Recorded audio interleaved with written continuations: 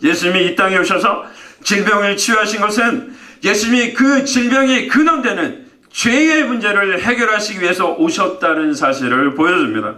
질병은 이 세상이 여전히 죄 아래에 놓여 있다는 증거입니다. 그 질병을 치유한다는 것은 죄의 권세에 묶여있던 이 세상에 다시 한번 하나님의 놀라운 치유와 하나님의 놀라운 구원과 하나님의 영원한 생명이 임했다라는 선포라고 말씀할 수 있습니다.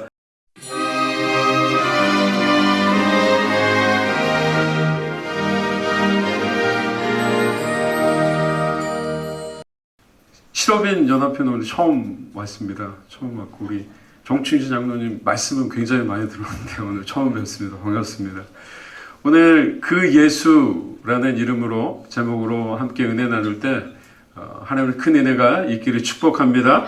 우리 전후자고 계신 분들하고 한번 인사할까요? 반갑습니다.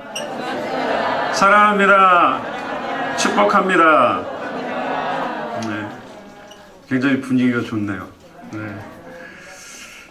원래 요 건물 11층에 있는 국제신학연구원에서 신학연구소장으로 한 4년 있었는데 올해 7월에 이제 당회장님께서 은평대교구 가라고 이렇게 명령을 해주셔서 지금 한 3개월 정도 됐습니다. 그래서 계속 뭐 책만 보고 글만 쓰다가 성도들 만나니까 너무 지금 행복하게 사역하고 있습니다. 하나님께 감사를 드리고 또 이렇게 명령을 내려주신 당회장님께 너무 감사한 그런 마음으로 사역하고 있습니다. 저는 전라남도 광주에서 태어났습니다. 그래서 이제 광주에서 생활을 할 때 여름방학이나 주말이 되면 할머니 댁에 갔어요. 나주 남평이라는 곳이었는데 할머니네 집에 가면 이제 할머니께서 주변 분들하고 이렇게 뭐 이런저런 이야기를 하시는데 저희 할머니가 송자, 용자 이렇게 쓰셨어요. 외자였는데 이름이. 할머니를 그렇게 이름으로 부르는 게 아니라 해주댁, 해주댁 이렇게 불러요. 우리 할머니 이름은 송자, 용자, 송룡 할머니인데 왜 자꾸 해주댁이라고 하지? 나중에 알고 봤더니 저희 외할아버지께서 해주 오씨세요. 그래서 해주 오씨의 아내 해주댁. 나중에 자세히 봤더니 할머니만 그렇게 부르는 게 아니라 무슨 뭐 모폭댁, 해남댁 뭐 이렇게 막 부르더라고요. 일명 닉네임, 별칭이 있었던 거예요. 자기 이름에. 우리 예수님도 별칭이 있으셨어요. 닉네임을 가지고 계셨어요. 갈릴리 예수, 나사렛 예수라는 별칭이 있었습니다. 갈릴리, 나사렛. 자, 잠깐 이야기를 좀 하겠습니다. 나사렛은 예수님이 태어나신 것이 아니라 베들레헴에 태어나셔서 사실 그 어머니 아버지 요셉과 마리아의 고향입니다. 나사렛이라는 곳 베들레헴에서 태어나셔서 그때 예수님께서 태어나셨을 때 그 헤롯 대왕이 아이들을 모두 죽여라 라고 명령을 내렸죠. 그래서 하나님께서 천사를 보내셔서 그 아버지 요셉에게 잠깐 애굽으로 도망가 있어라, 피신해 있어라 라고 말씀을 했어요. 그리고 돌아오게 돼서 정착한 곳이 바로 나사렛입니다. 그래서 나사렛 예수, 다른 말로 얘기하면 나사렛 출신의 예수라는 그런 의미죠. 자, 그렇다면 나사렛 예수 말고 또 우리가 예수님을 갈릴리 예수라고도 그렇게 불리셨어요. 자, 여의도 순복음교회는 무슨 구에 있습니까? 여의도구는 없죠. 네. 영등포구 여의도동에 있어요. 갈릴리는 나사렛보다 넓은 지역이에요. 그러니까 우리 순복음교회가 여의도동에 있잖아요. 영등포구에. 마찬가지로 갈릴리구의 나사렛동 이렇게 외우시면 돼요. 뭐라고요? 갈릴리구 나사렛동. 그래서 예수님이 갈릴리 지역의 나사렛에서 그렇게 자라셨다는 것을 알 수가 있죠. 근데 재미있는 사실은 예수님께서 뭐 예언서 이야기를 하시면서 한때 선지자가 자기의 자란 동네에서 그렇게 인정받지 못한다라는 말씀처럼 나사렛에서 주로 활동하신 것이 아니라 가버나움이라는 곳에서 주로 활동했던 것을 볼 수가 있죠. 자, 오늘 함께 읽은 마가복음 2장 1절을 보시면 이렇게 시작을 합니다. 제가 읽어드릴게요. 수일 후에 예수께서 다시 가버나움에 들어가시니 집에 계시다는 소문이 들린지라. 가버나움은 나사렛과 마찬가지로 갈릴리 지역에 있던 마을 이름 중에 하나였어요. 나사렛에서 북동쪽으로 그렇게 떨어져 있는 그런 갈릴리 호숫가에 있던 마을이었습니다. 예수님의 생애를 기록한 마가복음은 예수님이 가버나움에서 제일 먼저 사역을 시작하셨다라고 그렇게 기록하고 있어요. 그래서 마가복음 1장 21절을 보면 여기서는 그들이란 예수님하고 제자들인데요. 제자들이 함께 가버나움에 들어가셔서 안식일에 회당에 들어갔고 25절 마가복음 1장 25절로 28절을 보면 예수님께서 그 회당에서 귀신 들린 사람을 고쳐주시고 그리고 나서 이렇게 기록되어 있습니다. 예수님의 소문이 온 갈릴리 사방에 퍼졌다. 무슨 소문입니까? 예수님이라는 분, 나사렛 동네에서 온 예수라는 사람이 귀신도 내어쫓고 병자들도 고친다라는 소문이 확 퍼지게 된 거죠. 그런데 마가복음 2장 1절을 보니까 수일 후에 예수님이 다시 어디예요? 가버나움에 모였어요. 무슨 일이 일어났겠어요? 다시 오셨다니까. 수많은 사람들이 몰려들었겠죠. 저는 2001년도에 여의도 순복음교회 들어왔다가 그때도 국제신학연구원에서 사역을 했었고 2003년에 이제 유학을 가게 돼서 LA에 가게 됐습니다. 나성 순복음교회에 있었을 때인데 2004년도에 조용기 목사님께서 과테말라 성회를 마치시고 한국으로 오셔야 되는데 갑자기 일정을 바꾸셔서 LA에 이제 오시겠다라는 그런 이제 소식이 들렸습니다. 그래서 여러 이제 광고를 하게 됐는데 그날 이제 성회가 나성순복음교회에서 있었는데 나성순복음교회를 아마 우리 장로님 가셨을 것 같은데 예배당이 이렇게 생기지 않았어요. 길지가 않고 가로로 이렇게 넓어요. 그리고 밑에가 양탄자가 깔려져 있는데 정말 조용기 목사님 보려고 굉장히 많은 사람들이 와서 심지어는 목사님이 안 되겠어가지고 이 강대상 위로도 올라오라고 그러고 뭐 교회 정원까지 그렇게 스크린을 설치해서 굉장히 많은 사람들이 모였습니다. 왜 그렇게 많은 사람들이 그날 그렇게 모였을까요? 조용기 목사님 어떻게 잘생기셨나? 이걸 보러 오지는 않았을 거예요. 조용기 목사님을 만나면 성령 침례를 받고 기적이 일어나고 또 병들이 쫓겨가고 귀신 들린 사람이 난다라는 그런 소식을 듣고 그렇게 하나님을 만나겠다는 그런 마음으로 많은 사람들이 모여들었다고 믿습니다. 마찬가지였어요. 가버나움에서 놀라운 일을 예수님께서 행하셨고 다시 예수님이 그곳에 오셨다라는 소문이 들리자 정말 산지 사방에서 많은 사람들이 몰려들었습니다. 그래서 마가복음 2장 2절에 보면 어떤 집에 예수님이 계셨는데 어떻게 하셨어요? 집 앞까지 사람들이 차서 개역 개정이 바뀌어서 그 전에 성경은 용신할 수 없었어요. 그러니까 움직일 수가 없게 되었다라고 말씀을 하고 있죠. 자, 그런데 그때 예수님이 그렇게 굉장히 놀라운 능력을 행하시는 분입니다라는 소식을 들은 사람이 있었어요. 바로 중풍병에 걸렸던 사람이죠. 이 사람이 주변에 있는 사람들에게 이야기를 했고 이 침상체로 이 중풍병에 걸린 사람과 함께 예수님을 찾아오는 사람들이 있었죠. 5명의 사람들이었어요. 그 침상을 든 4명의 사람과 중풍병에 걸린 그 사람이죠. 그런데 아까 말씀드렸듯이 예수님이 머물고 계시던 그 집안에 들어갈 수가 없었어요. 어떻게 할까 고민을 하다가 지붕을 뚫고 들어가게 되죠. 자, 오늘 같으면 사실은 이 지붕이 뜯겨지지 않습니다. 이 기계가 있어야 그렇게 뜯을 수 있는데 그 당시 예수님 당시에 그 유대인들이 살던 집은 그 지역 자체가 굉장히 고온하고 굉장히 더운 지역이기 때문에 통풍이 좋게 하기 위해서 예전에 여러분들 초가집에 사셨던 분들이 계신가요?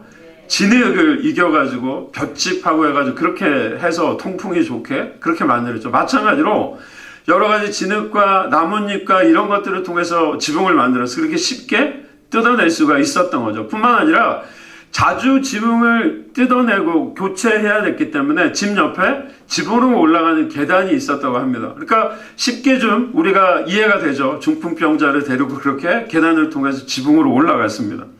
지붕이 뜯겨집니다. 한번 상상해 보십시오. 먼지가 일고 굉장히 소동이 벌어졌겠죠. 아마 그 중에는 어떤 사람들이 굉장히 화를 내는 사람들도 있었을 거예요. 예배 시간에 예수님의 이야기를 들어야 되는데 소동이 일어났기 때문입니다. 하지만 예수님은 이렇게 반응하세요. 마가복음 2장 5절입니다.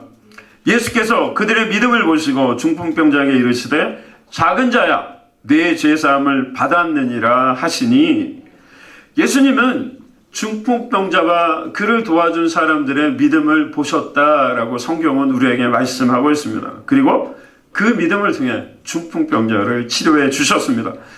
우리의 주신 주님은 우리를 사랑하시고 우리의 질병을 치료하시는 분임을 믿습니다. 그 예수님을 매일매일 만나셔서 주님이 주신 놀라운 질병 치료의 능력을 경험하는 저와 여러분 되기를 주님의 이름으로 축원을 드립니다. 우리 주님은 우리의 질병을 치료하시는 주님임을 믿습니다. 우리의 모든 아픔과 고통을 아시고 고치시는 주님입니다. 여기 계신 실업인 성경 우리 회원 대부분은 아마 삶의 문제로 인해 교회에 오셨고 그렇게 예수님을 만난 줄 믿습니다. 지금도 그런 문제를 인해 어려움을 겪고 계신 분들도 계실 거예요. 저 역시 아버지의 사업 실패와 중학교 때 제가 류마티스 관절염에 걸렸고 그래서 여의도 순복음교회에 나오게 되었습니다. 그리고 하나님의 은혜로 이렇게 하나님의 말씀을 대언하는 목회자로 이렇게 사역을 하고 있습니다. 이것이 하나님의 너무도 큰 은혜인 줄 늘 감사하고 있습니다. 그러나 여기 계신 회원분들 중에는 예수님을 믿고 있음에도 불구하고 예전에 예수님의 그 사랑을 경험했음에도 불구하고 여전히 어려움을 겪고 계신 분들이 계실 겁니다. 저 역시 마찬가지입니다. 올해로 제가 결혼한 지 22년이 되었는데 되돌아보면 뭐 기쁜 일도 있었지만 늘 어떤 어려움의 연속이었던 것 같아요. 산 하나를 넘으면 또 다른 산이 나오죠. 또 그 산을 잘 넘었다 싶으면 또 다른 그런 산들이 나오는 겁니다. 재정의 산, 건강의 산, 또 아이들의 문제의 산, 그런 과정들을 겪으면서 제 스스로에게 이런 질문을 던져보곤 합니다. 나는 목사인데 왜 나에게는 이렇게 문제가 끝이 없이 다가오는 걸까? 이것이 과연 우리가 살아내야 되는 인생인가? 여러분들 중에서도 이런 질문을 하셨던 분들이 계실 겁니다. 아니, 여전히 그런 질문을 하면서 교회에 오시고 또 삶의 자리에서 그렇게 생활하고 계시는 분들이 있을 겁니다. 나는 예수 믿은 지도 오래되었고 교회 다닌 지도 오래되었는데 왜 아직도 내 삶에는 이런 저런 문제들이 이렇게 있는 걸까?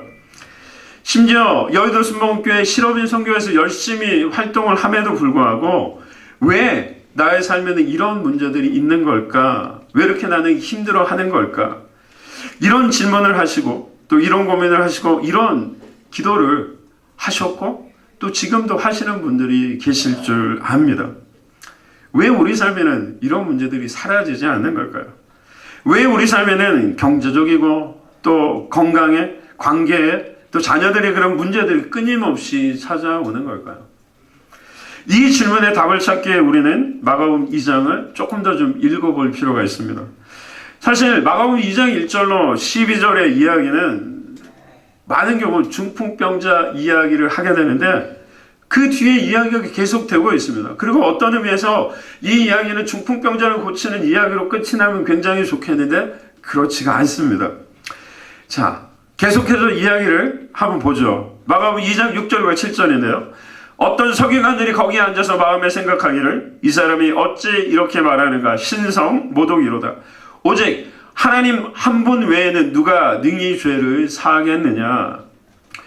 예수님이 중풍병자를 고치는 자리에 서기관들이 있었습니다. 서기관들은 오늘날로 이야기하면 성경학자들이고 성경을 필사하면서 성경을 굉장히 연구했던 그런 사람들이죠.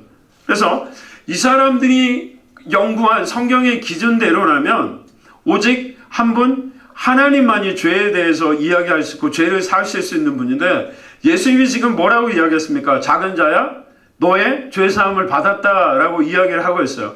이것은 다른 이야기로 하면은 예수님이 죄를 사하는 누구다? 하나님이다라고 이야기하는 거하고 똑같은 거죠.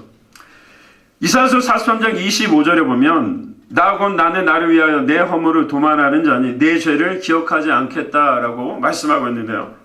쉬운 성경으로 이 구절을 다시 한번 읽어드릴게요. 내가 바로 너희의 모든 죄를 용서하는 하나님이다. 너희 죄를 용서하는 것은 나를 위한 것이니 너희의 죄를 기억하지 않겠다. 죄의 문제, 그러니까 서기관들, 이사야서를 비롯해서 구약 성경을 잘 알고 있는 서기관들의 기준에서 보면 죄는 하나님께서 사하시는 하나님의 영역인데 지금 예수님께서 내가 하나님이다 라는 식의 이야기를 하고 있기 때문에 서기관들의 입장에서 이것은 굉장히 중요한 신성 모독이 됩니다. 구약성경에서 신성 모독을 한 사람들은 레위기 24장에 따르면 돌에 맞아 죽음을 당해야 되는 그런 사람들이었던 거죠. 하지만 예수님께서는 그와 같은 서기관들의 생각을 알고 계셨어요. 그래서 그들에게 이렇게 질문합니다. 마가복음 2장 9절인데요. 중풍병자에게 내 죄의 사함을 받았느니라 하는 말과 일어나 내 상을 가지고 걸어가라는 말 중에서 어느 것이 쉽겠느냐. 중풍병자에게 내 죄의 사함을 받았다라고 말하는 것과 너의 병이 나았다. 이제 그 침상을 가지고 가라. 어떤 게 더 쉬울까요? 여러분은 어떻게 생각하십니까? 사실 어떤 게 쉽다, 그렇지 않다 말하기가 어렵습니다. 왜냐하면 상을 가지고 걸어가라는 것, 즉 중풍병자가 고침을 받았다는 것은 눈으로 확인할 수 있잖아요. 그가 일어나서 침상을 가지고 가는 눈에 보여지는 것입니다. 그러나 죄의 용서는 결코 눈으로 확인할 수가 없죠. 어떤 의미에서 병의 치유는 눈에 보이도록 입증이 가능하지만 죄의 용서에 대한 부분은 입증이 되지 않는다는 사실입니다. 하지만 예수님께서는 그 말씀을 통해 그곳에 있던 서기관들이 깨닫기를 원하는 것이 있다라고 이렇게 마가복음 2장 10절에서 말씀하십니다. 그러나 인자가 땅에서 죄를 사하는 권세가 있는 줄을 너희로 알게 하려 하노라. 인자는 예수님 자신을 말씀하실 때 사용하는 그런 의미이죠. 인자가 땅에서 죄를 사하는 권세가 있는 줄을 알게 하겠다라는 겁니다. 그렇다면 예수님께서는 이 중풍병자를 고치면서 왜 죄에 대한 문제를 말씀하고 있는 걸까요? 창세기 3장을 보면 최초의 인간 아담과 하와의 죄로 인해 온 인류 가운데 죽음이 들어오게 되었습니다. 즉 죄로 인해 인간은 죽을 수밖에 없는 그런 존재가 되었던 거죠. 따라서 우리 인간이 질병에 걸린다라는 이야기는 뭡니까? 우리 삶에 죄가 있고 결국 우리는 죽을 수밖에 없다라는 거죠. 따라서 예수님께서 서기관들에게 알려주고 싶었던 것은 무엇인가? 예수님의 이 땅에 오신 것은 죄의 문제를 해결하기 위해서 오셨다라는 사실입니다. 그렇기 때문에 예수님께서는 질병도 중요하지만 질병 치유도 중요하지만 질병이 있게 하는 보다 근원적인 그 뿌리에 있는 죄의 문제를 해결하길 원한다라고 말씀하신 겁니다. 뿌리가 건강하지 않다면 좋은 열매를 맺을 수 없기 때문입니다. 따라서 예수님께서는 이 사실을 통해 우리들에게 예수님께서 이 땅에 있어서 질병을 치유하신 것은 단순하게 질병을 치유하신 것이 목적이 아니다라는 사실을 말씀합니다. 예수님이 이 땅에 오셔서 질병을 치유하신 것은 예수님이 그 질병이 근원되는 죄의 문제를 해결하시기 위해서 오셨다는 사실을 보여줍니다. 질병은 이 세상이 여전히 죄 아래에 놓여 있다는 증거입니다. 그 질병을 치유한다는 것은 죄의 권세에 묶여있던 이 세상에 다시 한번 하나님의 놀라운 치유와 하나님의 놀라운 구원과 하나님의 영원한 생명이 임했다라는 선포라고 말씀할 수 있습니다. 예수님께서는 십자가에 죽으셨고 부활하셨습니다. 그 부활의 능력으로 죄의 권세를 물리쳐 주셨습니다. 이 사실을 믿는 저와 여러분의 되기를 주님의 이름으로 축원합니다. 사랑하는 성도 여러분, 우리는 삶의 문제를 해결받기 위해 예수님을 믿는 것이 결코 아닙니다. 물론 예수님은 우리 삶의 문제를 아시고 우리 삶의 문제를 해결해 주시는 분이 분명합니다. 그러나 예수님께서 이 세상에 오신 가장 으뜸되는 이유는 우리의 죄를 용서해 주시고 하나님이 주시는 영원한 생명과 천국을 선물로 주시기 위함임을 늘 그 사실을 기억하는 저와 여러분 되기를 축원합니다. 그렇다면 그 사실을 기억하는 것이 왜 그렇게 중요할까요? 우리 삶의 문제는 해결될 수도 있고 해결되지 않을 수도 있기 때문입니다. 제가 2000년대 초에 중동에 있는 지금 이제 제자교회가 됐지만 중동 성전에서 중동부 교사로 섬길 때가 있었습니다. 그때 찬양팀을 섬기고 있었는데 중학교 2학년 여학생이었는데 반주를 굉장히 잘했어요. 근데 어머니께서 굉장히 신실한 그런 믿음을 가지고 있었습니다. 근데 안타깝게도 40대 초반이셨는데 암에 걸리시게 된 거예요. 그런데 어머니께서 다른 치료 받지 않고 내가 오살리 기도원에 가서 기도하면서 그렇게 하나님이 치료함을 그렇게 기도하겠다. 근데 감사하게도 기도원에 가서 기도하셨고 그렇게 낫게 되셨어요. 하지만 시간이 지나고 정말 너무 안타깝게 다시 재발이 되신 거예요.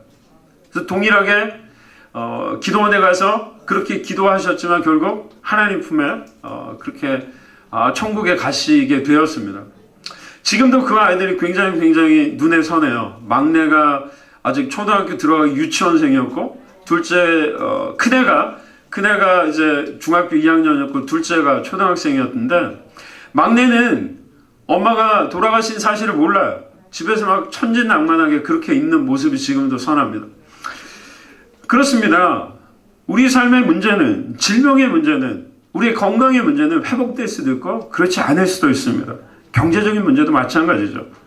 만약 우리가 예수님을 그저 우리 삶의 문제를 해결하는 분으로만 알고 있다면 우리의 신앙은 흔들리는 신앙이 될 수밖에 없습니다. 왜냐하면 문제가 해결되면 예수님을 믿게 되고 그렇지 않으면 예수님을 믿지 않을 수도 있기 때문입니다.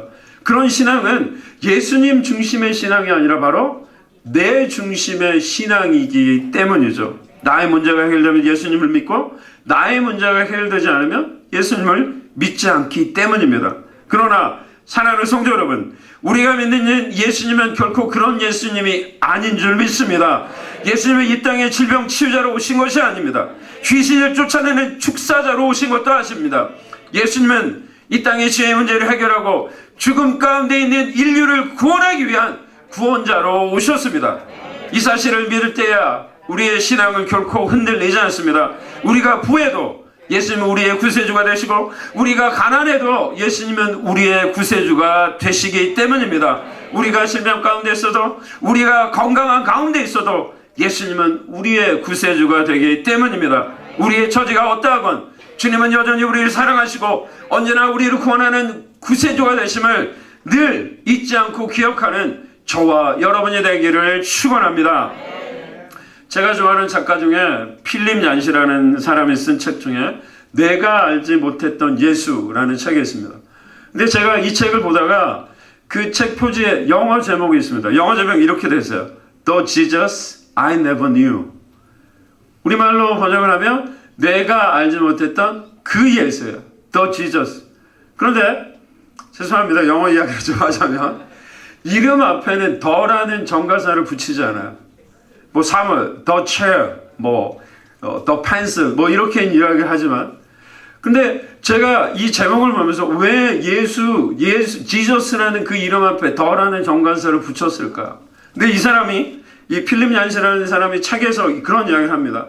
자신이 예수님에 대해서 굉장히 많은 사람들한테 들었고 어려서부터 신앙생활하면서 목사님 설교도 듣고 했는데 어떤 의미에서 자기가 성경을 찾아보니까 성경이 말하는 그 예수와 내가 들어왔던 예수가 좀 다르더라. 내가 그래서 성경이 말하는 그 예수를 내가 발견하게 되었다라는 것을 고백하는 것이 이 책의 내용이었습니다. 사랑하는 성도 여러분, 저와 여러분이 믿고 있는 예수님은 어떤 예수님입니까? 우리가 믿고 있는 예수님은 성경이 말씀하시는 바로 그 예수님입니까? 우리의 징령만을 고치시고 우리의 삶에 행복만을 가져오고 우리의 사업을 번성시켜 주는 예수님입니까? 주인기 목사님 요한 3서 2절에 사랑하는 자여 영혼이 잘되고 범사가 잘되고 강건키를 축복한다. 제일 먼저 뭐가 나오죠? 영혼이 잘돼야 된다는 거예요. 구원을 받아야 된다는 사실입니다. 사랑하는 성도 여러분, 이곳 실업인 선교회에서 무엇을 위해 봉사하고 계십니까? 여러분이 보다 더 나은 하나님의 축복을 받기 위해 봉사하고 계십니까? 아니면 여러분들이 구원받았기에 그 구원이 영원의 생명의 선물이 너무도 크기에 봉사하고 계십니까? 사랑하는 성도 여러분, 예수님은 저와 여러분의 죄의 문제를 해결해 주시고 죽음의 문제를 해결해 주시기에 이 땅에 오셨습니다. 끊어진 하나님과 우리의 관계를 회복시켜 주시고 그리함으로써 생명의 근원 되신 하나님으로부터 영원한 생명이 우리에게 흘러넘치게 해주시기 위해서 이 땅에 오셨습니다. 오늘 그 예수님, 성경이 말씀하시는 그 예수님을 다시 한번 기억하고 다시 한번 그 예수님을 만나는 저와 여러분 되기를 축원합니다. 그 예수님으로 인해 우리의 삶의 죄의 문제, 죽음의 문제가 해결되고 하나님이 주시는 영원한 생명, 영원한 축복, 영원한 사랑이 임했음을 기억하는 저와 여러분이 되기를 축원합니다. 그 주님은 우리의 처지가 어떠하건 언제나 우리를 사랑하시고 구원하시는 구세주의 주님을 언제나 기억하고 살아가는 저와 여러분이 되기를 진심으로 축원합니다. 기도하겠습니다.